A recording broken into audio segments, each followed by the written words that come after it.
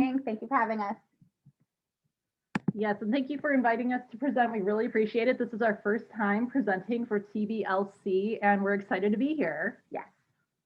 And we are actually coming to you from the Great White North. Snowy Illinois. Yes. So we're going to give you guys some background information on us in a few minutes. And we're just going to give people a few more minutes to kind of get in. But the way we like to do our presentation is we break it up definitely in a few different sections. So there's time to do Q&A. So you don't have to hold your questions to the end. And of course, feel free to add them to the chat.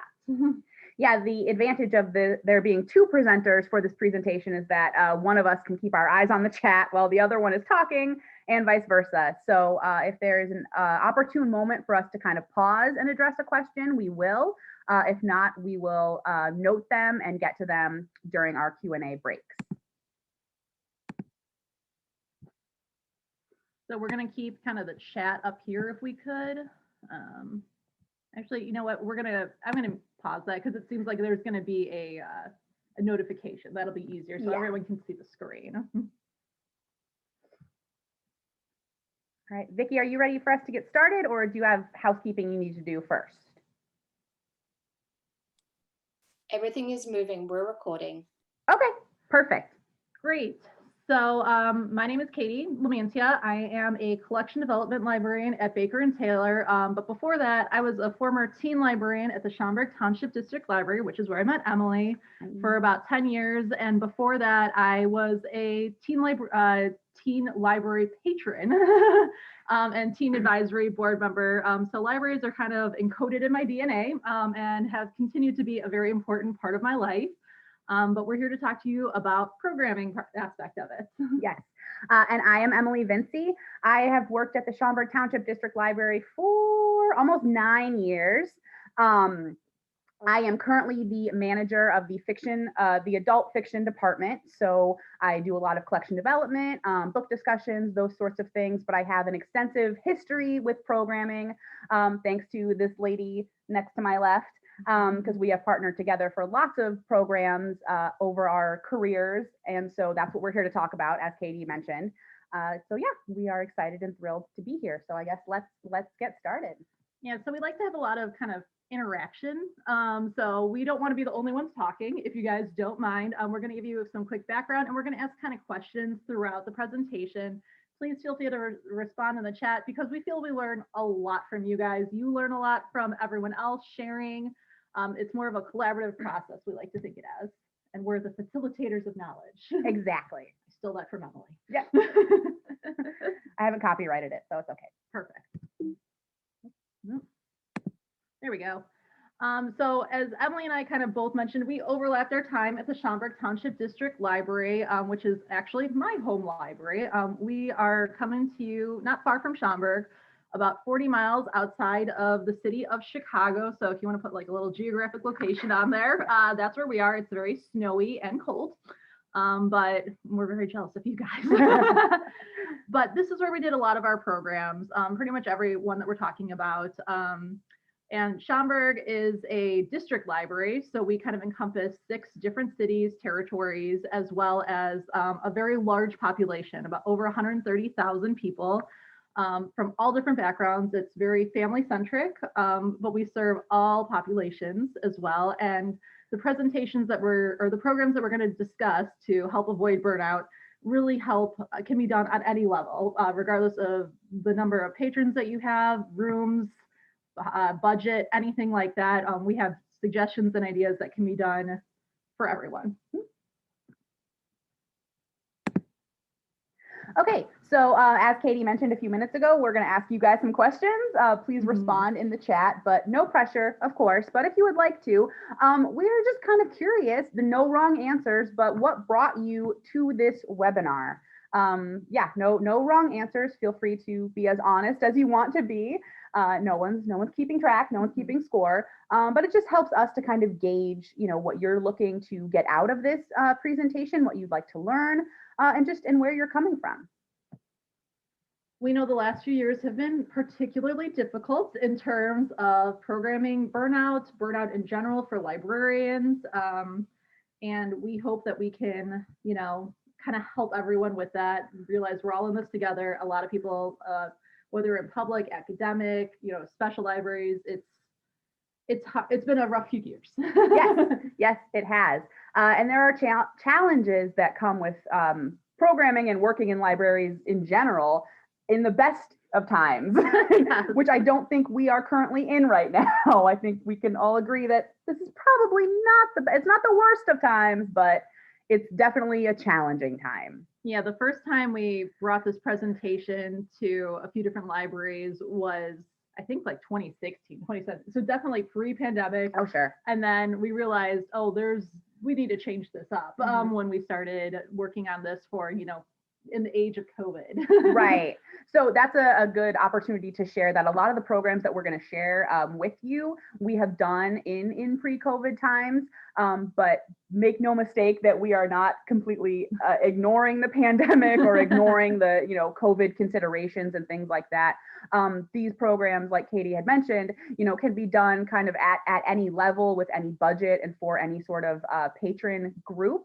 And they can also, as we'll talk about throughout the presentation, some of them can be moved, pretty easily online, and, they can be done with those considerations in mind. So yeah, please don't think that we are ignorant of the pandemic, but in general, we do want to just give you some ideas that you can use now or put in your back pocket and save for down the road. So yeah. Perfect. And it looks like Maria responded here. You're a student. That's great. That's Love awesome that that. you're already doing professional development, trying to make sure you're, keeping up with trends in libraries, hoping to get ideas to reinvigorate our approach to programming. We got programming for you. Yeah, that's what we do. And staying energetic, Tony, I completely get that. It's also earlier here than it is by you Yeah, guys, so we each have coffee right next to us, so we understand the importance of staying energetic.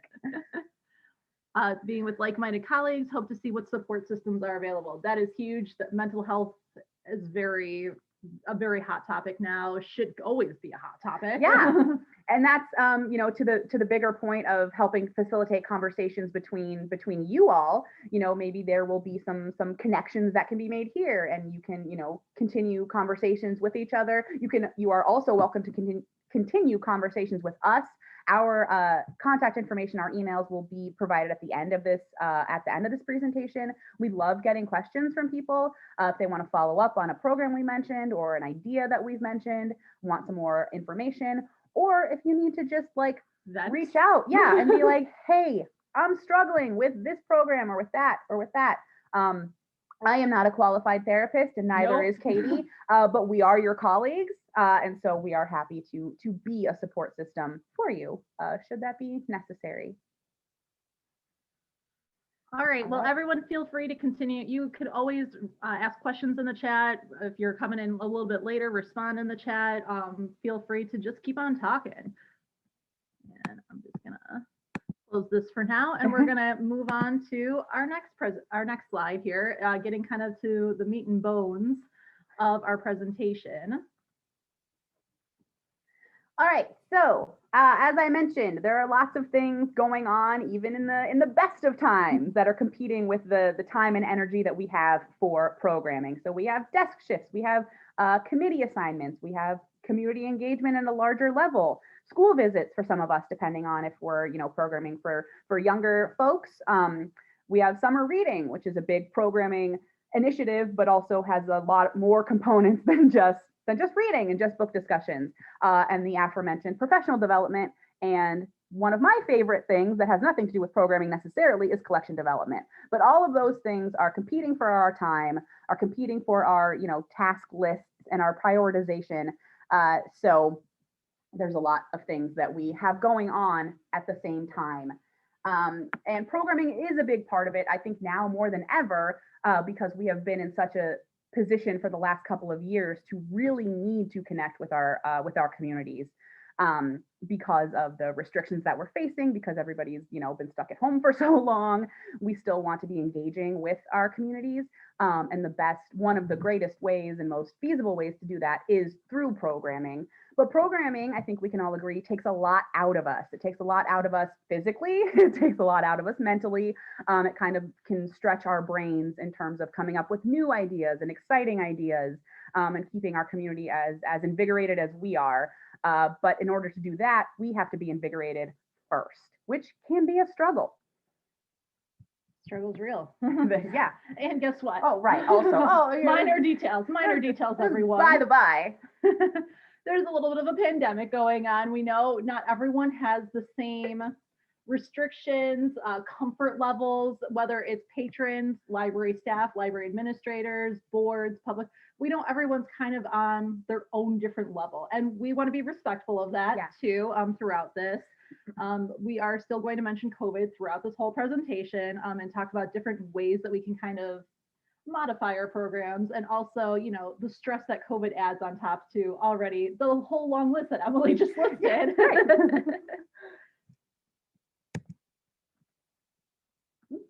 So kind of getting to the meat and bones of what burnout is, odds are a lot of us are feeling it, whether it's burnout at work, burnout at home, burnout, you know, just with society, life in general.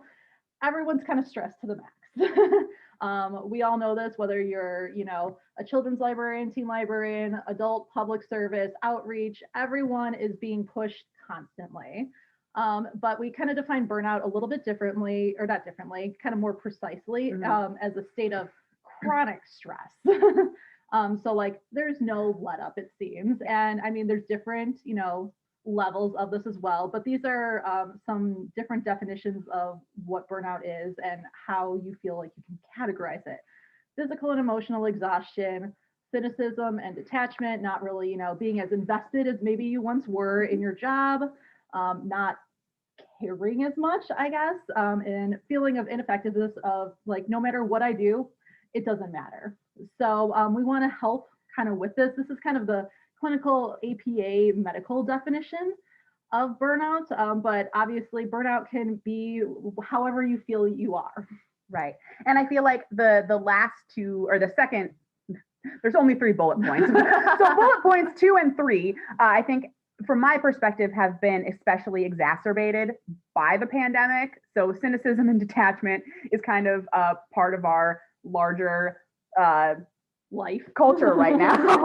And the feelings of ineffectiveness and lack of accomplishment, though all of those, again, in the best of times we can feel them, and I think that a lot of us are feeling them, myself included, you know, at various depending on the day, now. So we have given this presentation, I want to mention, before the pandemic, you know, because burnout is happens all the time to all of us.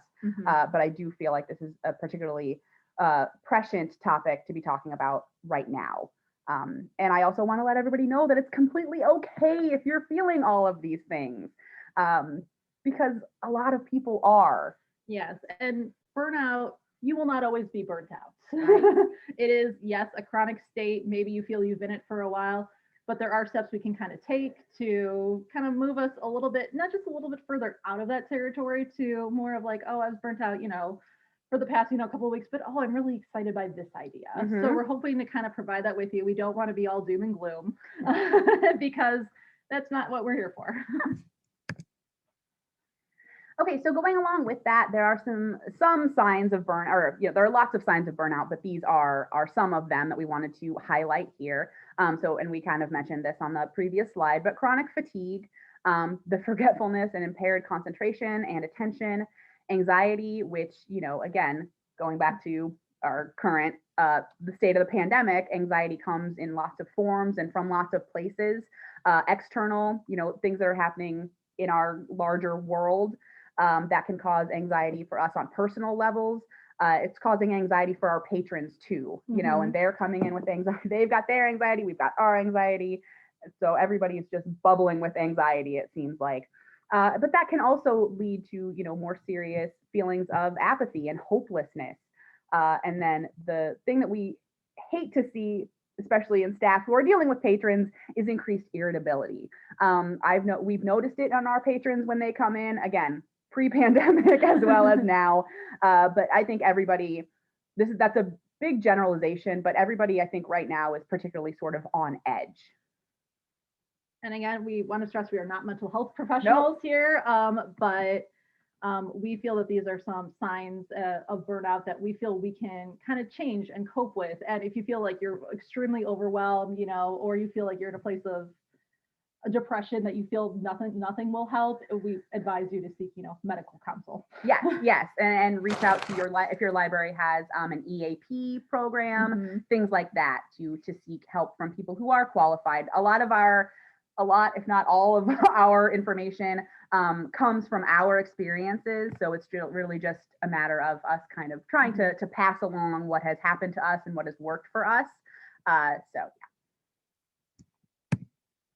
And some of the effects, obviously, it's what a sign of it is what breeds into it later was a loss of enjoyment. Maybe you really used to enjoy, collection development as part of your job, and you're now just kind of slogging through it. A little bit more pessimistic, detached from your work. You don't feel like you connect to patrons as much, and lack of productivity and poor performance. And this is not anyone's fault. There's a lot of external factors. I feel like bringing this up to your manager, to your boss, is always a good idea to be proactive with as well. So a lot of people, everyone's stressed to the max, as Emily said, but making sure that your boss is maybe a little bit more aware of it. Yeah, being as transparent as you can be, and as you're comfortable with your boss or direct supervisor, in my experience, can only lead to good things. And it doesn't mean you have to disclose anything you're not comfortable with. It's just kind of trying to find that key to becoming unburnt out. Right. And I can say, as a manager, as somebody who supervises staff, it lets me know that I need to help and, to do what I can to help you, my staff person, with whatever you're struggling with, because that's part of my job. And you want to help. You want to have a fully functioning, staff, as well as you want people to be happy and productive in your jobs. Exactly. It's not just that cold black and white. And I think that's where, where libraries very differentiate from corporations too, because we wear a lot of different hats and interact with the public on a daily basis. So we're going to give you guys some general tips before we move into like actual programs as well. Okay, so locating the source of your burnout, it probably comes from various places, many of which are what we have just mentioned on the past several slides. But I feel like knowing that you have a particular feeling that's not great, that you're feeling tired, that you're feeling apathetic, a place to start is to dig a little bit deeper to get to where it's coming from, so that you can start to maybe try to develop some tools or gain some tools to work on actually tackling that source and becoming unburnt out or less burnt out. So there's situational, and that can either be a situation that you're facing at work, and it's just like it's a project that you're trying to complete and it's stressing you out, or it's just driving you to a place of I don't even care about this anymore. So there's those sorts of situations, and it could be a particular conflict that you're having, maybe with a colleague, at work. Can also be an external situational thing, like maybe your child's school went remote, or you don't have daycare that week, and all of a sudden your task that you were excited about before, everything just seems too much, overwhelming. Yeah. And then there's kind of the situational long-term that could be happening, at your job. And maybe it's just that, you don't feel there are bigger situations happening at your place of work that seem that they're not going to end. It might be a higher up sort of administration level, things that are going on in your library that you don't really have any control over. That can really lead to, in addition to burnout, low morale and all of those sorts of things. So narrowing that down or trying to figure out what it is, and if it's a long-term, situation, situational burnout, it may be time to look for a different place of work. Again, I'm not offering that advice. I'm not saying like, oh, okay, so that's what you need to do. I'm just saying it might be. Or, maybe a different place in your library. Maybe you need to try a different area. Maybe you're normally an early elementary school librarian, but you feel maybe this is this situation has not been sustainable for you. Maybe there's another position open in the library in like reference or, outreach, and you feel maybe that switch might really help you get out of your burnout.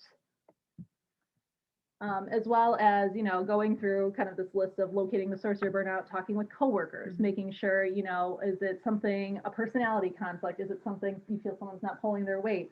Also taking into effect, what is their situation on burnout? Like, how are they pushed? Maybe, they're caring for elderly parents. Maybe there's emergency situations at home, or maybe they're working on a project that just isn't going their way either. Coworkers are a great source of, someone to lean on, and also someone to talk to and vent with, and having that kind of person to balance things off of has been super helpful. When Emily and I worked together, we were emotional support for each other as well. Absolutely. Even though we worked in completely different departments. I worked in the teen department. She worked in the fiction department.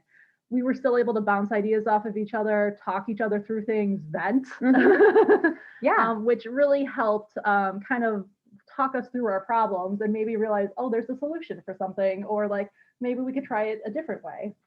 And it also can be nice to know that I don't know, and maybe this is just me speaking personally, I tend to sometimes feel like I must be the only person who is feeling this way. So there's something wrong with me and with myself as a professional. And then it can be talking to just one other person and realize like, oh, wait, you're feeling these kinds of things too. And so as that goes to venting and having, those kinds of healthy conversations. And I do want to, just add in, when we're talking about venting here, we are not talking about gossiping. We are not talking about, bad talking your coworkers, but just venting about a particular frustration that you're having. Whether that's talking to a colleague or a mental health professional, having an outlet somewhere to talk those things through is incredibly helpful. Yes.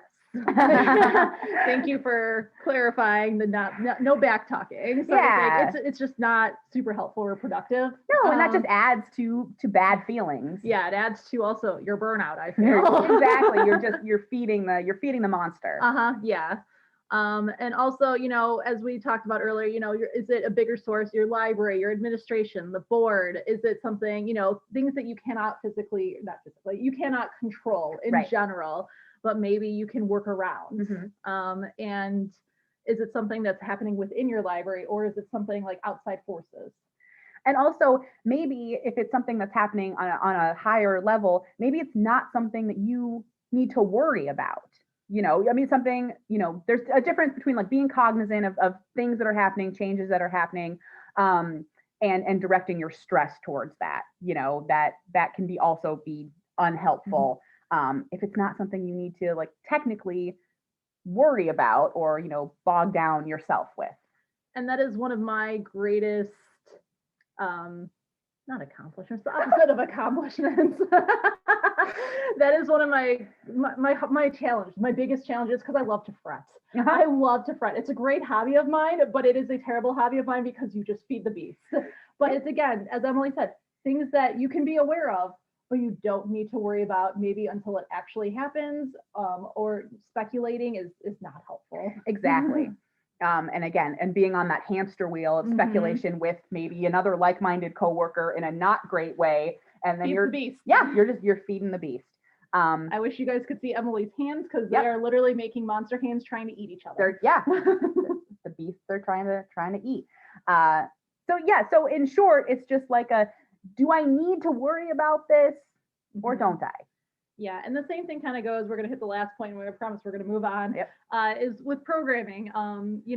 Is it one specific program, as Emily said, like, temporary, something that you just need to finish this one thing, you'll be done with it. It's maybe a huge project, maybe something that's not really up your alley, but you just can't seem to face yourself to deal with it. Or is it, the overwhelming nature of programming, of too many programs maybe. Right. And is there a way to kind of like ease that? Are you able to kind of share the burden, share the load? Because you are not alone. You are not a solo, well, I should clarify, most people are not a solo act. And Correct. Even if you are, you obviously report to someone, and you can share your concerns with them as well. Absolutely. Yeah. No librarian is an island. No library staff person also. We're not talking to just the capital L librarians. Want to make that clear too. Yes. Library staff. So some tips that we have for you for curbing your burnout. Hopefully maybe you can kind of see this coming and do this pre-burnout, before you get really stuck in that rut, because we've been there and it's a lot easier to dig yourself out of a 3-foot grave instead of a 6-foot grave. Yeah. So creating balance in your work schedule, it really helped me to make a list of things that I needed to do and prioritize. I know that sounds, simple, easy, redundant, but it's actually like doing that every day. It's exhausting, but it really helps kind of set your priorities and maybe realize, oh, this is only a 20-minute task and this is, a multi-day task here. Or this doesn't even have to happen until next week or the next, or the week after, oh, I need to have this done by this day. So it doesn't need to happen today. So it can wait. That helps me. That helps me to not feel as overwhelmed, because I tend to be like, everything has to happen today, right now, when in fact it definitely doesn't. Nope. Make sure, I know these again sound kind of silly, but they're actually really important. Like, taking breaks. Make sure you take that time. Maybe you walk around the building. Maybe you don't eat lunch at your desk. Oh, that's already down there. Again, things that we are all guilty of, and especially, so I know not everyone is working from home, but like I work from home primarily now, and I know I'm super guilty of like, oh, I'll eat lunch at the kitchen table with my computer while I, finish up this task. Like I might as well. Sorry about that. One more. There we go. Again, making sure you get enough sleep. Don't check your work email at home. I know that's something really, really, really difficult, but there's very limited things you can do from home too, And people have another way to get a hold of you, or should have another way. They have your number, so they will call if there is like an emergency. A library emergency. Otherwise, it can wait. It can wait till you are back in the building on the clock, or if you're working from home, till you are the next day when you are, quote unquote, on the clock. It can wait. Yeah, not every email needs to be answered within, 20 minutes. Nope. It's okay. Delete that app off your phone. Get rid of that Outlook app off your phone. Yeah. Make time to do non-work related things that make you happy, whether it's, personal hobbies, spending time with your family, with your friends. Yes, friends here. Friends, making, maybe you like to have a particular hobby, you like to bake, you like to, decorate t-shirts. So I mean, just enjoy. Just find something that you really like, and kind of you can still focus on that, or pick up a new hobby. And as Katie said, don't eat lunch at your desk, which I am completely guilty of. Yep. I still and I say all the time, like, okay, this will be the year that I don't eat lunch at my desk. It never works out for me, but I'm going to keep working on it. And be open to a workplace ally. And then down the road, maybe you'll be giving presentations together, writing books together. You never know. Or if not, maybe you'll be in their wedding. But in general, in all seriousness, having a workplace ally. So again, in those moments where you feel like I'm alone, I'm siloed, I'm doing this, it's all on my own. It's all on me. Having that person to remind you that no, you are not alone, is incredibly important. Yeah, and that person, it would be great to be a workplace ally, but like as Emily and I, we both moved on to different places in our careers in different locations. We still talk to each other about, like certain situations, both at work, even though like Emily's never been to my work or anything like that, but she's still super helpful as like a colleague who understands the industry, the nature of the business. Yes.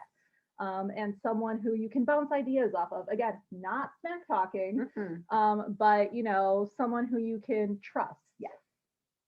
And of course, incorporating fun and personality into your job whenever you can, which is what this whole presentation is about. That's why we're here. It's why we're here. But we just wanted to kind of get everyone, on the same page about, burnout in general, on how we kind of define it and how we can use these tools to kind of combat it, especially without programming. So again, we're going to kind of ask you guys questions to share in the chat if you could. We'd really appreciate it. And we will share our ideas too. So what is one thing you can do to make you feel like you've accomplished a task or lowered your stress for the day? These are different things that we have done that we feel really help us. I think the number one thing on here when doing programs in general is to have a programming checklist. I used to just write stuff down, on scraps of paper, but then once I started kind of formalizing kind of what I needed and like kind of a timeline for it too, and what staff needed to be involved, if I needed help from other staff, that really helped kind of decrease my stress. Right. Right. And a good way to, remind yourself what needs to be done when. And if you're partnering with someone or you have a group of people who are doing a program together, or putting on a program together rather, then you can assign tasks. So this person's going to take care of this, this one will do this. So like, here's what my expectations are, or here's what's expected of me. And then these other ones I don't really need to necessarily worry about. Find the time to prepare and plan. Yes, absolutely. And that can be easier said than done, depending on everything else that you're balancing with it. But again, trying to at least just write it down somewhere. And like, I don't know about you guys, but that really helps me, whether, it's, in a Word doc, on my phone, even in the notes app or the reminders, or just on like, a postcard, a Post-it. Yes. Although I mean, maybe I should send mail yourself postcards. I mean, whatever works. Bounce programming ideas off of coworkers. That is an awesome idea. When I worked in our teen department, one of my favorite things to do was like those very few precious times when we were all off the desk. We have a fairly substantial teen programming group. If everyone is in the office at the same time, like we called that kind of the golden hour. Right. And we're like, okay, what are we doing? What do we need help with? Who needs supplies? Who needs, staff? What are some big plans we need to work on together? Like setting that time aside was tremendously helpful. Even if it was, a random moment when we were all like, someone was getting off a lunch and someone was going to be on a desk shift in 30 minutes. That really helped. And then we're like, okay, if we need to flesh this out more, we can seek it out one-on-one, or we can set up another meeting if we really have to. It was just a good way to have that. And I concur. I have a calendar, but I also have a daily checklist of tasks. And I try to keep my daily checklist reasonable, or, it's nice to, when you feel like you can accomplish all those tasks in one day. So I tend to do like, I write down 3 things of here's what I would like to get done today. Here's what I plan on getting done today. And then anything else after that is just gravy. So if I get these 3 things done, and I'm talking kind of in a bigger picture, larger scale, because I'm a manager of a department. So I have lots of, balls bouncing at one time. So it can be related to programming. And if it is related to programming specifically, what are, 3 things that can get done in a day for this program? Or maybe every day or every list that you're making, the programming portion is one of those points on your checklist. And then you can get to your other tasks, your collection development, your community, or things you have to do for committees, those kinds of things. Yeah. One other thing that I started doing with the pandemic, when we moved, almost entirely, at home, was creating in an Excel, like, in OneDrive or whatever, creating a spreadsheet of, the task, the priority level, the date that it's actually due, and, changing it to like, in progress, 70% done, complete, and then just getting rid of it, like just filtering that out, all the complete that is like, and then looking at it at the end of the week makes you feel really good. Oh yeah, absolutely. It's such a good feeling of accomplishment. It is. I love it. And that's something that I've actually stuck with for like the full like two years of the pandemic. I was like, wow, this actually works. Okay. There you go. So that was a fun thing that I figured out about myself. I know it doesn't work for everyone, but I was like, okay, and I can like update it right away, and I can change colors, and it just makes me feel good. There you go. Silly things that maybe that are silly to me, but it actually works. Yes, exactly. If you can give it those, for lack of a better way, those little personal touches, the flair, to make it feel a little more exciting and not just like, oh, this is work. This is what I have to do. All right. So feel free to keep chatting, but we are going to move on. And thank you to everyone who responded. Feel free to keep responding if you'd like to. Yes. So again, going back to staying engaged to avoid burnout, you're not a lost cause. Burnout is, as we said, although it's chronic, or it's not necessarily a constant state. There's temporary phases. You can become unburned out. Oops. maybe. All right. So where we're going to start, and this will be obviously a common theme throughout this entire presentation, is bringing yourself to work with you. And I know that that sounds like the title of probably like a self-help manual. I haven't written it yet, maybe down the road, I don't know. But I just feel like it has always been very important for me. And this has really fed into my success in programming and my success with patrons, my relationships with patrons, is being your authentic self at work, which can also be easier said than done when we feel like there are certain expectations on us as librarians, that we have to potentially maybe be a certain way or act a certain way. And that's not the case because we're public librarians, you know. There's all different types of public. Yeah, and there's all different types of patrons and there's all different types of librarians. And you are an exciting staff person, and your libraries are lucky to have you on their staff. So own that. Yeah, we're not saying don't be professional, but we're saying you can still bring yourself to work with you. Yeah, you can still be yourself. Exactly. You can be professional and be yourself. You can be a professional version of yourself. There we go. All right. And as I was saying, it's, you know, not all librarians are created equal. So, and I love this quote from Marie Forleo: no other person ever has or ever will have the unique blend of talents, strengths, and perspective that you have. And I will add to that, they won't also have the exact personality that you have. And that's what makes public libraries especially so exciting and wonderful, is all the different types of people who make up the patron base and all the different types of people who make up the library staff. You could also apply that to, you know, academic libraries. Exactly. As well, any type of libraries. Any type of library. Yeah, sorry, I didn't mean to limit it to public. So finding your niche, it's not required that, you know, you have your own little special place in the library, that we're not saying that, but incorporating your own interests and passions into your job and making connection with patrons and community partners is kind of just how a niche is kind of born, and you can help develop it and flourish. And it also makes you kind of a more happier librarian too, when you find that niche and you feel like you've kind of sparked something special inside of you. And for, at least for Emily and me, a lot of that was having, you know, a happy place at work. And program for us, that was really programming for our 20s and 30s group.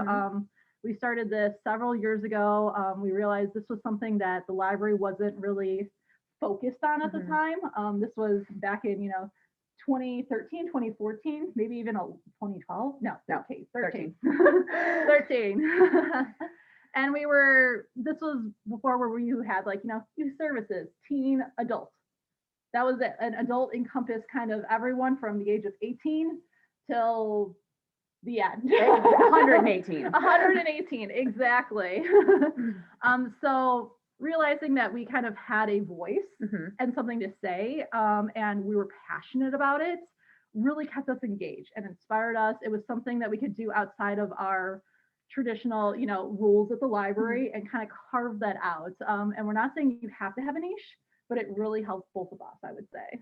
Yeah, because what it did when we both brought our interest and our personalities and our passion for this kind of programming, patrons responded. We found out, we found that, like, oh, they like this, like they're connecting with this, and that is the most rewarding, you know, part of all of this, is when you bring that kind of that interest and that drive, and then that helps you connect with your community, because that's what we're all seeking to do, is to connect with our patrons, and to give them fulfilling experiences at the library, whether that's with collections or with programming or with any of our resources. So I just want to advocate and say, like, you never know, you really never know what the spark in you that will light the spark in someone else. That was very well put. Yeah, and when patrons also saw, you know, our spark, our interest, they became more engaged with us. They were interested in more than also just our 20s and 30s programs. They were interested in what other things the library had to offer as well, whether it was like resources, community engagement, going out into you know, the community. What else can the library provide for me? And if you see the value in this, I'm going to see the value in this. Yeah. So it was something that really Emily and I found was a good way to kind of incorporate, you know, the library's still mission statements, value statements, but it like directly applied to something that we were interested in and passionate about, and kind of gave our jobs a little bit something different than a traditional, fiction librarian and a traditional teen librarian.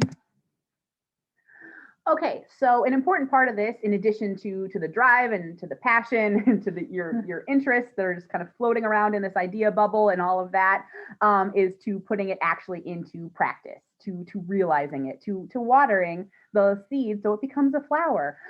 So we were diligent in the beginning when we started this programming, and remained diligent throughout, but to document sort of what we were doing, keep statistics at our programs, be able to report what we're doing and also why we're doing it, because this was not, as Katie mentioned, a programming initiative that was existed at the library yet. It kind of started with us, so we knew we had a lot of due diligence to do to make sure that we were making it clear to everybody that we're not just having fun, or we're not just doing this to have fun, making sure that the library knows that we're spending its money responsibly. And again, this just goes back to transparency, being clear with our managers and our administration of what we're doing and why. And also remembering, like with any initiative, when it starts out, especially, it might take some time to grow. It might not be an instant hit. Flowers don't sprout overnight. Exactly. You got to keep watering it, and you got to keep, you got to keep putting the work in. But if you have something worthy to contribute that you really believe in, it's worth that time and effort. We're just going back to our specific, niche of next gen, I would say. This was something that we kind of came up with mid-fiscal year. So we did not have money budgeted for it. We didn't technically have staff time allotted for it. So we kept track of all of that, and we reported everything back to our manager at the time. This is how many hours I worked on this. This is how many hours Emily worked on this. This is what we spent or want to spend for this project. This is an upcoming thing that we feel would take, this X amount of staff time. We would need this room for that time. We would need, a budget for this. And this is the outcome that we think we would have from this. And I know that as we've been talking about burnout, we've been talking about relieving stress and getting things off your plate, or, rebalancing. And now we're just telling you to you're going to have to do a lot more work. No. But it's not, don't look at it that way. And we're not trying to communicate it that way, that we just want you to do more work. We want you to kind of we're suggesting, to find a different way to direct your interests, to reinvigorate yourself, and we're going to talk throughout this presentation of kind of taking a gamble on some programs, kind of dipping into the well of, I've always wanted to do this, but I don't think anybody else would be interested, anybody else within the library, or, you've already thought of all the reasons why nobody would like it or nobody would let you do it. So we're encouraging you to maybe step away from that, forget about those kinds of the down talking you've already done to yourself, and just go for it. Yeah. The good thing about the niche programming here, and as Emily said, you might seem like extra work. It didn't feel like extra work to us, quite honestly. And we were still able to balance these duties with already our existing duties. And maybe there's some tasks too, at this time, I think we were starting up our teen department, which was its own separate area with a desk as well. I was able to, work with other staff members to, help me with programming. Again, leaning on your colleagues as well. And maybe you don't have to do everything on your own. Yes, because as Katie mentioned, she and I did this together. Yes. So neither one of us did it on our own. No. All right, so we have not gotten into any program examples yet, but that is what is coming. But if you have any questions right now, please let us know. And if you don't, that's okay too. We just wanted to take a minute to each of us catch our breath. And please, but oops, I keep going forward when I should be going backwards. There we go. Sorry about that. So again, if any questions have sprouted up. Hey. We're really hoping for, spring soon here. It is. You can't tell. Yeah. So we promise you the next 45 minutes will be all programming. All programming all the time for 45 minutes. All right. All right. We are going to continue. We've each gotten another drink of coffee, another drink of water. Let's talk programs. We're gonna fuel up. Hope everybody is still with us, still feeling good. All right. So as we were talking about, before we really get into programming, we're talking about programming in the age of COVID. Ooh, a chat. Sorry, guys, hold on. Pausing. All right. Smile. Nope. Yeah, thank you. Tony's here with us. Thank you, Thanks, Tony. Love that. Yes. Programming during COVID, whether you're all virtual, doing a hybrid model, maybe you paused in-person programming due to a surge or staff being out sick, we realize that flexibility is super important during this time. And you know what? Give yourself some grace. I was going to say, because flexibility is great. It's necessary. It's paramount, but it's also exhausting. It's exhausting having to switch from, we as in the Schaumburg Township District Library, we went back to in-person programming in the fall, September, and then we ceased in-person programming again in January of this year. We canceled all of our in-person programming for January and February because we had a surge. We've had surges in this area. So it was no longer, we felt safe or responsible to be doing in-person programs. And that's exhausting. It was exhausting to switch all of our book discussions back to Zoom. It was less exhausting though, because our patrons were kind of used to being on Zoom. But so that just speaks to Katie saying, just give yourself some grace.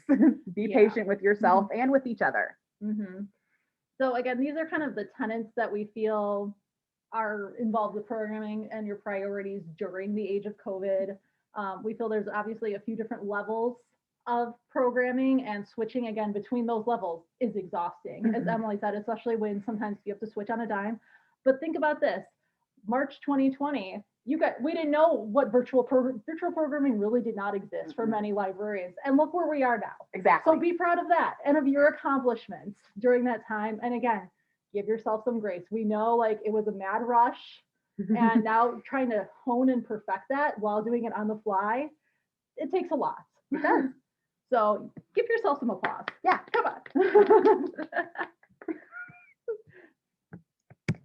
Oops. Don't give, there we go. All right.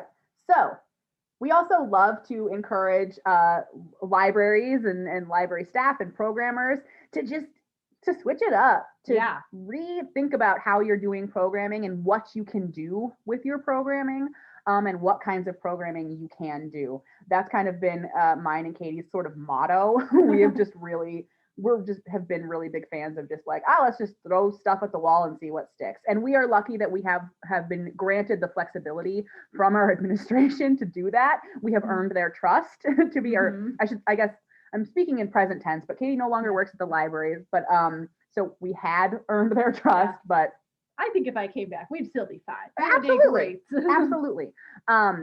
So yeah, and I think that can also help when you're kind of, trying to reinvigorate yourself, and, you're feeling bogged down by how am I going to keep my patrons happy? How am I going to do this again or that again? Or frankly, it's okay to admit that you're just tired of doing, X program again. That doesn't mean you shouldn't do it. I mean, I'm not advocating that either. But it's a good opportunity to say okay, pause, sit back, take a breath. Let's rethink about this. So again, what can't you do with the library? The limit doesn't exist. Doesn't exist. I mean, libraries are, gateways. Yes, they are. And traditionally, as Emily said, we've operated with what an idea is and isn't in the domain of the library. But we want you guys to kind of think outside the box. And this is where, maybe the state of burnout, can really just kind of cause a lot of what you think to be off the wall ideas. But then honing those ideas can really help you bring it back down to earth, give you something to focus on and something to be excited about. Yeah. I feel like a major cause of burnout, at least in my experience, has been the pressure to meet expectations from our community, and thinking that I know what those expectations are, because it's just been kind of drilled into us, from days of yore of what the library is and what it does. But it's 2022, and I think that thinking has kind of started to change, or we've seen it start to change. Yeah. We've kind of been a part of it in our own way, in our little corner of the Midwest. So that's what we want to encourage everyone to do. So expanding your programming horizons, now getting kind of into the meat and bones of, programming.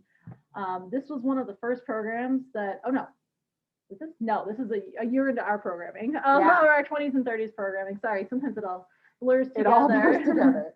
But this is a specific 20s and 30s program, which we've also kind of adapted a little bit for our teen group as well too.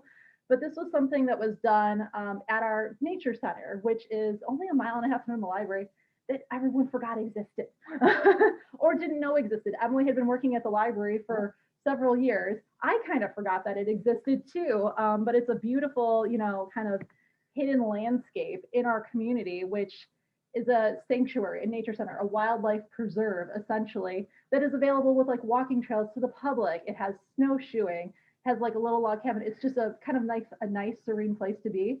And we kind of, at this moment in time, Emily and I were thinking back on, different things in our childhood that we really related to. And we love Halloween. Love it. And we love nostalgia, which was where we were talking about Are You Afraid of the Dark? And kind of combining that with a nice resource in our community, which benefits both the library and that resource to kind of create a good community partnership. And it benefits our community because, as Katie mentioned, there are people, some of our patrons, who had lived in Schaumburg their entire lives, hadn't been to the nature center since they were, kids in elementary school going on field trips. But you also have people like me who were new to the area. I didn't grow up in Schaumburg. I had no idea that Spring Valley existed. And there were also a lot of patrons who came to this program who had no idea either, because they were also new to the area. And having this little nature oasis kind of in the middle of suburban sprawl. Yeah, the big suburban sprawl. It threw me for a loop in a good way, because it's beautiful. I've been back many times. Yeah, and just realizing that as like kind of a place to go that's free and open to the public. I know we both have been back there several times. It's only, a few minutes from the library. People have started like taking walks there now, on their breaks. It's a good way, again, to separate and distance yourself out. But enough about, the little nature center that we have here. We kind of took this as, we took a fall night, which, in Chicago is in October and it's still a little bit cold, had a bonfire. So very reminiscent of Are You Afraid of the Dark, along with a storyteller who we hired from the city of Chicago. But again, this can also be done with, a very talented librarian who does story times and can tell like a creepy story. We went for a creepy walk in the woods. We had crafts, which were, something fun and different to do, as well as having s'mores and hot cider. So this was something that was done fairly economically, I would say. Yeah.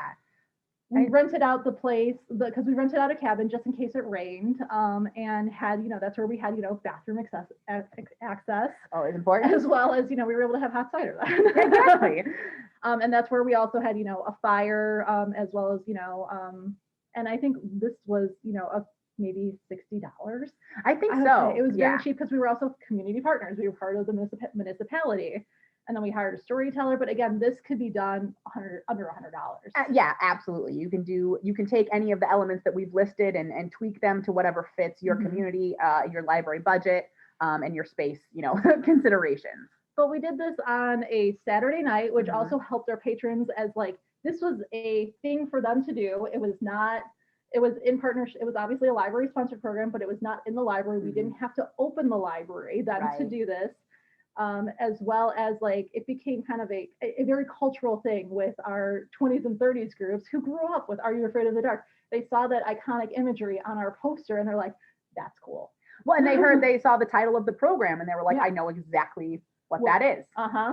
And this is how we kind of started getting more and more, I don't want to say followers of our 20s and 30s group, but like people started paying a little bit more attention to me, like, okay, you offered this. What else are you guys going to do? Yeah, they wanted to see what we were going to do next, which was, we felt a little bit of the pressure there, but. But it was also like a really good pressure because like they became part of that group where we're like, okay, we can bounce ideas off of you guys too. Like, oh, what are you interested in? And odds are at that moment in time, like it's also what we're interested in too. So it was a good way to kind of get out of that. If you were burnt out, get out of that. Yeah. It's really exciting to see patrons excited. Exactly. And you can feel feed off of their energy, not in a good way. And this also led to a really great future partnership with the Spring Valley Nature Center, which we are definitely going to talk about in the future that kind of spanned more than just our 20s and 30s groups. It went down to our teens, it went down to like children's and younger levels as well. Yes. So again, good things come for those who wait. Exactly. All right. And so one of our first endeavors together. Sorry, I'm going to go back. Also, Are You Afraid of the Dark would be a really great program to do in the age of COVID, being outside. There you go. There you go. So one of our first endeavors, Katie and I, and also a team of us, let me be clear, was Library Comic-Con. So this was early when the libraries were kind of just starting, at least libraries in our area were showing a little bit of interest in doing a Library Comic-Con. So we were like, okay, well, let's do one then. Yeah, this kind of started with, I did like 6 pop culture programs in a year. And I was like, and I saw that there were, it was more than just teens who were interested in these pop culture programs. And so I was like, okay, I'm doing a lot of these kind of one-off ones. There was like, the book releases for, popular John Green, Veronica Roth. There was movie releases too for that we were celebrating. City of Bones came out. It was just a whole slew of like, okay, this is popular. Let's do this program that's specifically related to it. We wanted a whole celebration of pop culture that expanded more than just teens. And that's when Emily and I got our heads together and came up with Comic-Con. Yeah. Well, we didn't come up with Comic-Con. We came up with the idea to do one at the library. Yeah. No, Katie came to me and she said, hey, would you want to be part of doing the Library Comic-Con? And I said, yes, I would. 100%. Yeah. Because I did at the time and still do select for our adult graphic novel collection. So I personally am a big graphic novel nerd, sure, but graphic novel comics fan is what I was going to say. So I was like, yes, perfect. This is my jam. I have things I can bring to this. I'm also a frequenter of comic cons at like larger scale comic cons, in our city of Chicago. So it was it spoke to my heart, to my interests, and I knew that I could contribute in a good way, in a positive way to this. So we did it, and and it is still, we're preparing. Going strong. Yeah, the library is preparing for our forthcoming Comic-Con, which will happen in April of this year. So this, as we said, this was a huge undertaking where we took over kind of the library. Not every, Comic-Con has to do that. We know other libraries who have done it in like, one rooms with one staff member, which is amazing because we give them so much credit and pressure, or not pressure, and so much credit and for doing that. Ours incorporated kind of a little bit of a larger scale. This was kind of our first all ages take over the library program where we were in pretty much every public area except for our computer assistance area and reference area. So we had a lot of different concurrent programs, kind of like how you would see in a schedule for, as Emily said, a formal Comic-Con that you would pay money to go to. But we also saw that, and people really responded to a lot of this. Everyone came dressed up. I don't think we saw maybe a handful who were in street clothes, but sure. We had the response from the public. It was from the age of 0 to, as Emily said, 118. Yeah, exactly. And again, your Comic-Con does not have to be as inclusive or like as large as grand scale as this, but ours just kind of fed into it, and it started incorporating, more than just, teens and more than just, the Schaumburg area too. We had a lot of outside groups coming in as well. And it also involved people from all over the library in terms of staffing. Katie was part of it. I was part of it. We had some youth librarians and staff members who were also part of the planning team. We had another couple of people from the teen department. So it was a great collaboration, an opportunity to work together with our colleagues. And then eventually it started growing into, an outreach sort of thing as well. And then, marketing became involved once it kind of started snowballing, which this is a really good program to kind of invigorate our interest, but also it is a source of burnout too, as well, because it is a huge undertaking. But Emily and I kind of found different ways to kind of combat that by, taking turns becoming, the point person for this, making sure everyone's assigned to certain things. Don't take on the load yourself. Right. But this was a great bring yourself to work program. Oh, absolutely. Which I love this program still to this day. Always. And again, if anyone has any more detailed questions, we are happy to respond to it either in the chat as well as contacting us later too. Yeah, definitely. We have done entire workshops like this that are 90 minutes talking about just doing a library Comic-Con. So we have a lot of information and a lot of, tips and tricks that we don't have time to go over here, but we are happy to go over them in more detail should you be interested. Yeah, the same thing applies to any of them. Yeah. of these Oh yeah, programs. definitely. And so this was another part of this was a part of the lead up programming to Comic-Con. The first time we did Comic-Con, or maybe the first couple of years, we didn't have a lot in the way of like lead up programming to it, especially because the first year we had no idea what the turnout was going to be, what the interest from our community was going to be. We were just hoping for like double digits in terms of attendance, like maybe 50 people. And we had 800. Yeah, we had several and hundred. then we've kind of doubled it almost every year. Yeah, just keep going up and up and up and up. So when it we don't want to became, shoot our own horn though. Right. So we decided that it would be a great initiative to have sort of lead up programming as from a marketing perspective to get people even more excited for the main show of Comic-Con, but also to give people who maybe can't attend Comic-Con because it's just not on a good day for them. They have another obligation. They just can't be there. We wanted them to be able to still experience Comic-Con in some way or another. So we did continue to do to this day, a bunch of lead up programming for Comic-Con. And one of the ones that I decided we needed to do was to screen the documentary She Makes Comics, which is about female comics creators. And then also, because we live so close to Chicago, we have the benefit of having so many incredibly talented comics artists and creators in our area. So then I put this panel together of those folks and said, hey, do you want to come do a panel? People can just ask questions about what it's like to make comics, how you got into the industry, which I feel like is especially important to hear from, marginalized, individuals. So whether it's individuals of color, women who continue to be marginalized. So it was a great opportunity to kind of open that up to our patrons as well. And this is a program, as well as Comic-Con was put on virtually the past year. Yeah.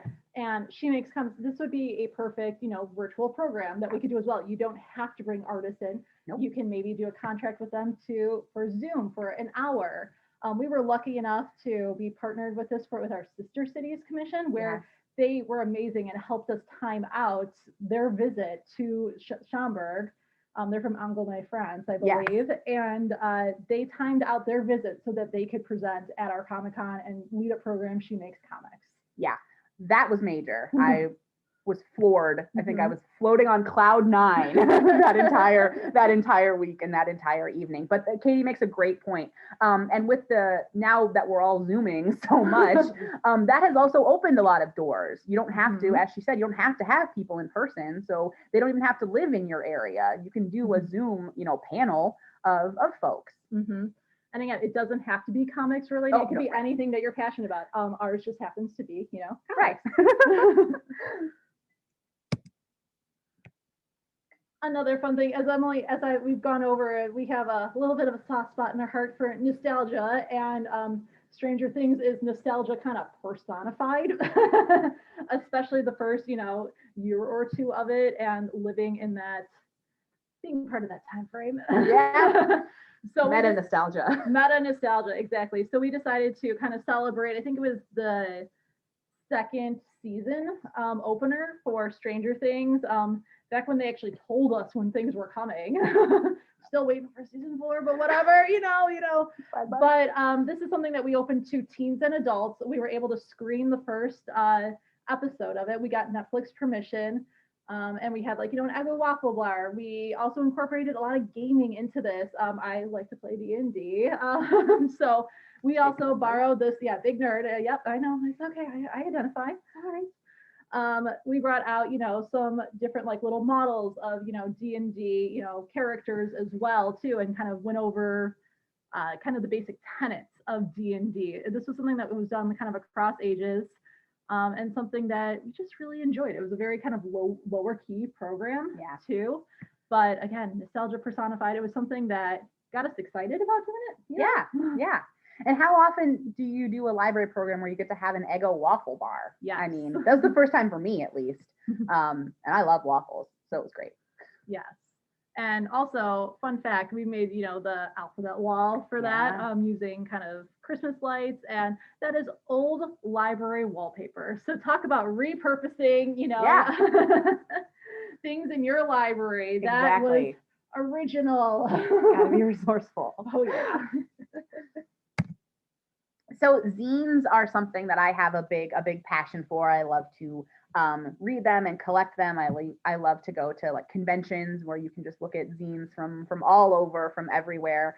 And so what zines are, if you're not aware, and that's totally okay if you're not, they're small, usually handmade little magazines, basically, and they generally focus on a particular topic, and it can be as narrowed down as you want it to be because you're the one who's making it. So it can be about literally whatever you want it to be.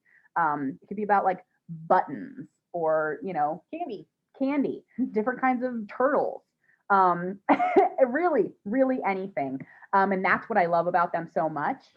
And this is a program that can be done, we've done this with all ages. We've done this with littles, teens, adults, seniors. Yeah. And also this is a great take and make program. And one of my favorite things that kind of came out of the pandemic in general was a group of teens. I can't remember where it is though, and it's killing me. They created what life was like for teenagers during the pandemic and their feelings, and wrote it all down, and they started collating them at the library. Yeah. And I have to look up where that is, but that is just like perfection to me. Yeah. Quarantines were a big thing that came out of the quarantine. And it gave a way for, as Katie mentioned, teens to express themselves and what they were going through. But everyone at every level, at any time is going through things. And so this was an awesome program to bring to our library. Actually, the first time I did it with the teens. I don't generally do programs with the teens, but Katie trusted me. So I was like, okay, great. All right. Hello, fellow youth. But I also thought, like, we have so many craft programs at the library and they're so well attended. So I thought, why not do a program? I mean, zines are a craft. It's crafts. It's a lot of collaging, it's a lot of cutting up, old magazines if you choose, markers, all of that kind of stuff. So let's do this for our adult patrons and just see. And we had a lot of adult patrons who came to this, and they were so sweet. They had no idea what zines were. They just saw it in our guide, and they took the chance. They were willing to trust us and say, like, okay, I'm going to come and see what this is. And how proud they all were at the end of the program, showing off their zines and what they had done. I was just, again, cloud 9, 10, 11, 12. It was so, just to know that something that I felt passionate about, that I wanted to bring to our patrons, was so well received. So that's one of those opportunities to, to kind of take a gamble and say, like, hey, who says that any patrons of any ages can't do zines? And again, this is something that's very low cost. Oh, absolutely. Paper, recycled magazines, yeah, that you already have in your library that are being pulled out of circulation, you're done. Exactly. If you need to borrow from your youth department, borrow some scissors, markers, and whatnot, then go for it. So, and a very big passion of mine is eating, especially now when pregnant. Always fun. And this was a program that came up from trying out different foods and sampling it kind of on my own with one of our other team librarians. Actually, we're like, if we like doing this, odds are kids who love to snack are going to like to snack with us too, and have the opportunity to try new different types of foods, things that they normally wouldn't have been, exposed to. So different cultural experiences, and an opportunity for them to kind of gain a bigger worldly perspective. So it's not just self-serving.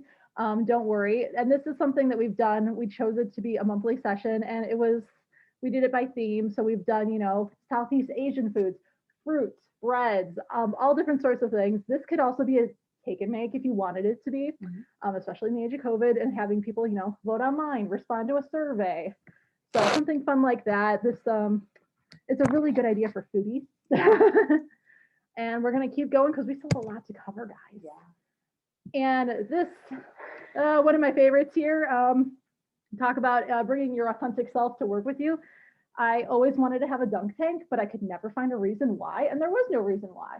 to have a dunk tank at the library. But thinking back onto like, the age of your childhood and things like that, I was like, what other things have I gone to, that have had a dunk tank? And I was like, carnivals. Carnivals have also been, obviously that's not something that you normally see, at a library. You don't see, Ferris wheels usually. I say usually, at least in the Midwest. But the idea of having a dunk tank and me being in the dunk tank, as well as our director, who was surprisingly game for this, I was able to kind of like work backwards and kind of design a program based around this, which is based around a fun fair, which is what we did, once a year in elementary school. And this is something that was really brought for families that we decided to do, but I decided to help, our teens decided to help incorporate this, or I said they would, through our teen advisory board. So you're learning about gaming, and then they learn about setting up for a program and all the work that it goes into. And they're like, oh man, this is exhausting, guys. So we built some life-size games such as, Candyland, which is over here. We did Guess Who, but we chose Guess Who with famous like book characters. I think it was book and movie characters. Yeah. And they had to learn kind of the trials and tribulations of how to set up something like that. And then, the day of the program, it decided to throw a little bit of rain at us. So guess what? Maybe we can't have Guess Who or Candyland outside. Very well of the dunk tank still. Very proud of that. That was not coming inside, folks. But this was something that it was very exciting. We got the games, the Midway games, from our local elementary school, who did use this for their fun fair. But this just kind of like broadened it up to our entire community. It also really brought our staff together, because we incorporated, we put out the call, I guess, to help have staff help, run different programs. Our teams could not help with everything. Sure. There were a lot of games going on. It was a lot of concurrent things. But this was something that we felt very worthwhile for, and I absolutely adored being in a dunk tank. Sure. It was very cool. Katie got to live her dream. I Got to did, experience her and dream. it is that and one more is a highlight of my career, I should say. And then another thing that I felt not strongly about, but I also enjoyed was, the prevalence of zombies and monsters. Sure. Because horror is fun, but putting it on the horror light schedule for our teenagers was also very fun and also economical. So we kind of designed a few different programs around here that kind of applied to, I was able to get a lot more, boys in general for this than I normally would for programs such as, for zombie makeup, even having a title that has makeup in there. This was pretty like, kind of cosplay, I guess, which is what the term I would have used now. Something designed around that was really fun, really gruesome, I should say, and something that we were able to kind of move into bigger themes, such as theming a lock-in and bigger events like that. Okay, so now we're going to talk about some partnerships. We've already mentioned one with the Spring Valley Nature Center, but partnerships are another good way to bring kind of new and different and exciting programming to your library, or to encourage your patrons to meet you out in the community and bring the programming to them there. It's also a way to kind of share the load. You don't have to be an expert in everything. And sometimes it's not outsourcing your resources, it's working with resources in your community and highlighting them as well. Absolutely. So trivia was also something that we started doing very early in our partnership, our programming collaboration. We thought we had to go out and meet our patrons where they are in the community, because again, with our 20s and 30s patrons, they're not coming to the library as much as we would like to see. So we're going to go find them where they are, which is for some of them, probably a bar. So let's do pub trivia. So this was also something that was fairly easy to set up. It was different. We had to kind of shop around to find our forever home with a local establishment, but we did. And then it's just a matter of, creating our trivia answer sheets, writing trivia questions, which you don't even have to write because there are so many free resources online for pub trivia questions. And so it was a great way to, again, meet our patrons where they are in the community. And it was just a fun, social activity. It's also something that you learn about new things kind of each month, and it's different and it's exciting. And this is also something that is easily brought online and is now online. It continues to be online. We moved it obviously online during the pandemic, and it has just stayed there because it's working well for us right now. So online. And going back to kind of the Nature Center, as we said, we aligned with other we found them through, just our working in the Schaumburg area. And this kind of our Are You Afraid of the Dark program kind of tumbled into a lot of other different programs, such as Camp Next Gen, which we based off of, Are You Salute Your Shores. We also did story walks with them as well, and bringing them into the community, snowshoeing for teens, snowshoeing for adults. Did and continue to do story walks there. Mhm. That's a continued partnership. And we were actually just back there last fall to do another, not quite Are You Afraid of the Dark, but a similar kind of program that was well attended by adults of all ages, frankly. Camp Next Gen was a summer camp for adults, essentially a day of summer camp, I should say. Exactly. So there was crafts. It ended up raining that day, so we Mhm. couldn't do as many outdoor activities as we had wanted. But there were still crafts. There was food, of course, snacks. It's kind of what you would do at summer camp when it rained. You'd go into the cabin and entertain yourself. So we had backup, activities Plans. for rain. Yeah. Because you always have to if you're going to do an outdoor program. And then one of my other highlights from my all ages programs is hatching chickens at the library, because I did this in kindergarten and I desperately wanted to do this for a larger scale, because once you do this in kindergarten, when's the last time you saw a chicken hatch? Right. Exactly. At the library. Yeah, kindergarten. So we partnered with the Nature Center they provided, the hatchery, and taught us how to hatch eggs, quite honestly, because I had never hatched an egg before. I live in the suburbs. So they provided, also very importantly, a forever home. Yeah. Because we wanted to make sure, they went to a great place to live afterwards, that people could, visit later, be like, oh, these are my chickens. These are my library chickens. I saw that chicken born.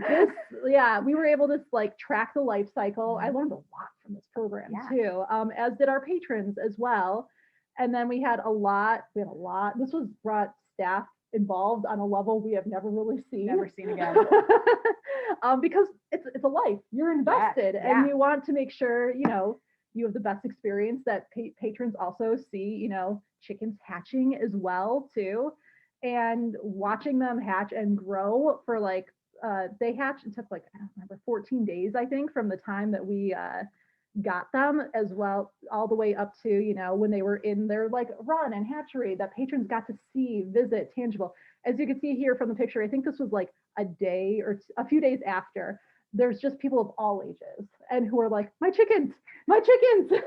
We had chicken naming contests, and again, the only thing we paid for with this was buying the eggs, and that was 100% worth it.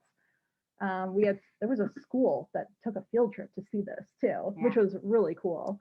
Again, really great highlight. So our adults facing social challenges programs kind of were born out of the Next Gen programming that Katie and I started. But we started to hear from parents in the community who were saying, hey, I have a child who is on the autism spectrum, and they are, in their 20s, but they don't feel as comfortable socializing with their peers who are, say, not on the spectrum. So we thought, okay, well, what can we do there? So we decided to create kind of an offshoot of Next Gen, which is the Next Gen Adults Facing Social Challenges. And this is something we didn't approach lightly. No. This was something that we consulted with many members of our community, from mental health professionals in general. Yeah. And we made sure that they kind of vetted each program, and someone who's an autism or social challenges expert was available for each program to do with a library staff member. Right, because we felt very strongly about making this available to our patrons, because it was a voiced need from our community, which we rarely get. Exactly. But as Katie said, we took this incredibly seriously, because we didn't feel like we were necessarily qualified to maybe do these kinds of programs, and just needed to make sure that we had the support and the information that we needed. And again, this is something that continues to this day. It provides a much needed service in our community for those adults who have aged out of the resources that they have when they're in K through 12. But then what are they supposed to do? Where are they supposed to look for resources and for fun social activities, not just resources, but fun things to do. And so providing that for them has also been incredibly rewarding for us.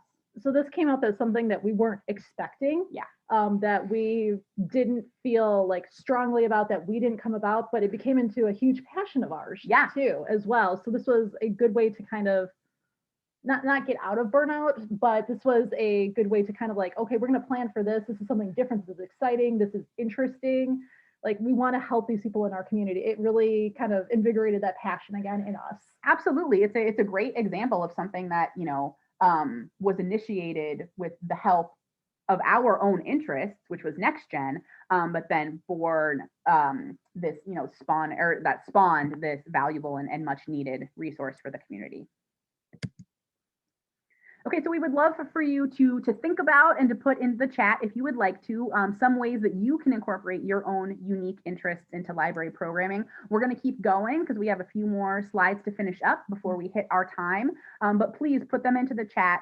And we will acknowledge them. Yeah. Now, the next few slides are not necessarily about programming per se, like this is how you run this X, Y, and Z steps forward. It's more of like the methodology behind doing programs, a few different ways. And this is something that I picked up through our teen groups and teen support systems with inquiry-based learning. So it's more of it's not a formal way to run programs. It's basically hitting all these different tenets of putting out a problem, wondering about it, thinking about it, exploring different options, and having students come to their own conclusion and reflect and discuss. So maybe you have supplies for an actual program, but how they get there is up to them. And the end result is going to be wildly different. So it's about listening and repeating, and it's about listening, figuring out their passions rather than, having an expected one answer solution. Yeah. It brings, why should we do this in libraries? This is something that's huge in education, and NGSS standards, essentially. It's a kind of a good way to kind of connect the two and bridge that gap. Kids can build on what they learned at school, definitely a more relaxed setting. It doesn't have to be anything formalized, and you don't have to say you're doing an inquiry-based lesson, right? Or this is an inquiry-based program. It's just, that's how your program may end up being. Actually, a lot of our escape room programs have ended up this way too, which is okay. So, and we're not bound by curriculum, guys, which is awesome. And kind of a way to facilitate this is called talk moves. And this is something that I really like and appreciate because it stops me from giving direct answers and having direct answers, right? Quite honestly. The pressure's off. Yeah, it's about facilitation, kind of like what we're doing here, right here, versus direct instruction. First you do this, then you do this, then you do this. There's a lot of different ways you can come to any of these conclusions for what suits you best. So yeah, libraries can be all about inquiry-based learning. Exactly. So it's about sharing, expanding, and clarifying thinking, deepening reasoning. So rather than, they're like, oh, is this the right way to do this? Well, how did you come about this? What is your reasoning? Explain your thinking. What's another way to do this? Right. So a lot of different options with this. And it's we did this with our YouTube science program. So did this with kind of a few different methods, which was the biggest one I have here is using elephant toothpaste, which if you haven't heard too much about that, like it's basically putting, different chemical ingredients, which are, safe into a tube and then creating a chemical reaction, baking soda, popping it all up. How do we get to that? We showed a video of, the actual reaction happening, left out the ingredients and wondered what ingredients work best with them. Why did you get a reaction this way? What did you do differently? So we wondered, we explored, and we reflected then at the end. Sorry, we're moving through this kind of fast. We want to make sure there's any questions that we don't get to, or we want to get to any questions at the end. Yeah. And so this is our concluding slides, just have some tips for or suggestions for overcoming barriers and challenges when it comes to programming in particular. The biggest thing that we found is that communication is kind of just the key to everything. Communication, transparency, whether it's being with your manager, being as honest as you could feel about, talking about trying new things, your state of burnout, self-guided learning, the process versus product, just communication in general. Right. And the feelings of, being being an expert and having imposter syndrome, that can, translate to a lot of the work that we do in libraries, but especially when it comes to programming. And as Katie just, gave us lots of ways to do programming where you don't have to be the expert. It's great not having to be the expert. I don't know if I could actually call myself an expert in anything in general. And that's not what, being a librarian is about. Mm-hmm. It's not about being an expert. It's about finding answers and helping other people find answers. So these are ways are. Exactly. So these are just some graphics here to, help you kind of reframe what you think about in terms of being an expert or being, or having imposter syndrome, which is something that I, still struggle with, the imposter syndrome. It's very, very real. Yeah, but having community partners, bringing your authentic self to work with you, doing inquiry-based programming, all of these things really kind of help curb that expert imposter syndrome. Absolutely, because maybe you're not an expert in something, but if you're passionate about it and you have the drive to explore it and to bring it to fruition, that's just as good, if not better. Yeah, because people also recognize when you're not an expert. Yeah. Pretending to be an expert. Exactly. And they also realize when you don't care. Like they take note of it. It's palpable. Yes. Yeah, they can tell when you don't care. And of course, avoid falling into the easy trap of comparing yourself to others. We feel Leslie Knope is really kind of the personification of this. Oh, absolutely. So remember that librarianship is a big collaborative community and celebrating that. Absolutely. And some kind of takeaways for this, which we know we've kind of gone over to, but we really feel you guys can do this. Have faith in yourself, in your programs. Everything is not always going to be a hit, but that's okay. That's okay. You don't have to top the last best and brightest program. Look for opportunities for changes and challenges. Take time to disconnect, recharge, and focus on things you can control and change, like finding the difference between, that and fretting, which is, again, as an expert. Katie's an expert in fretting. I love it. It really does help, though, honestly. It does. It's amazing how much it helps, until you kind of experience it. Mm-hmm. And then you're like, oh, wow, reframing this stuff, is actually good for my mental health and my overall professional well-being. So questions, guys, we are here. We are also available. We'll give you our email addresses at the end here. And we also have a few books that are in our repertoire that provide a lot of very, very detailed programming lessons. Yeah. So if you do want those directions of do this and then do this, and then here's your supply list, you can take it and go as we have it laid out, or you can modify it to work for you. So again, here's our contact info. It will be available at the end here. Vicki has it, so she can feel free to send it on to us. Either one of us can answer things, or we will be in communication with each other about the answers. Exactly. And here are our programming books that we have available through ALA Editions. It's available through the library. A lot of it, I think, is done through interlibrary loan through you guys, through your professional communities. Yes. So please feel free to contact us, ask us anything. We're so excited to be here presenting for TBLC, and thank you guys for attending. Please, again, feel free to ask any questions that you have. And thank you, Vicki, for having us. Yes, we appreciate it so much. This is one of our very favorite presentations to give because we feel like it is so particularly useful. So thank you for being with us here this morning and for having us here.